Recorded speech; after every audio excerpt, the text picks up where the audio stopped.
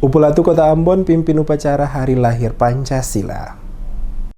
Upulatu Kota Ambon yang juga Wali Kota Ambon, Richard Lohana Pesi, memimpin upacara peringatan Hari Lahir Pancasila.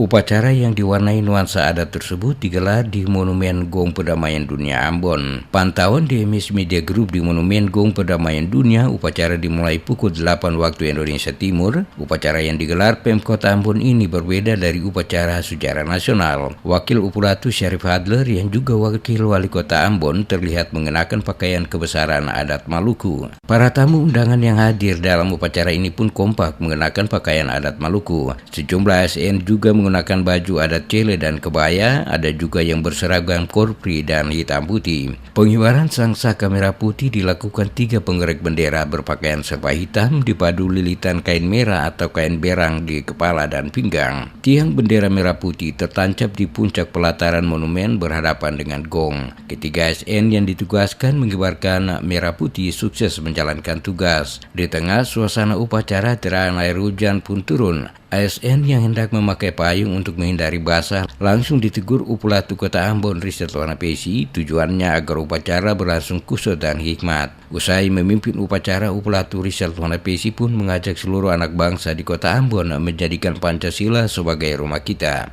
Nah, Maluku termasuk salah satu kamar. Semua mempunyai hak yang sama untuk menjaga rumah Pancasila ini.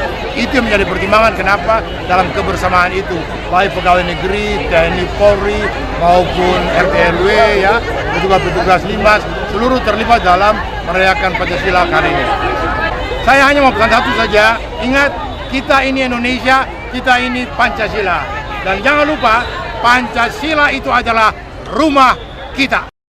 Sebelumnya, sambutan PLT Kepala Badan Pembinaan Ideologi Pancasila Haryono yang dibacakan Upulatu Richard Lohana Pesi mengatakan bahwa Pancasila sebagai dasar negara, ideologi negara dan pandangan hidup bangsa yang digali oleh para pendiri bangsa merupakan suatu anugerah yang tiada tara dari Tuhan Yang Maha Esa buat bangsa Indonesia. Walaupun sebagai bangsa masih belum secara sempurna berhasil merealisasikan nilai-nilai Pancasila, harus diakui bahwa eksistensi keindonesiaan baik sebagai bangsa maupun sebagai negara masih dapat bertahan hingga kini berkat Pancasila. Pancasila sebagai suatu keyakinan dan pendirian yang asasi harus terus diperjuangkan. Keberagaman kondisi geografis, flora fauna hingga aspek antropologis dan sosiologis masyarakat hanya dapat dirajut di dalam bingkai kebangsaan yang inklusif.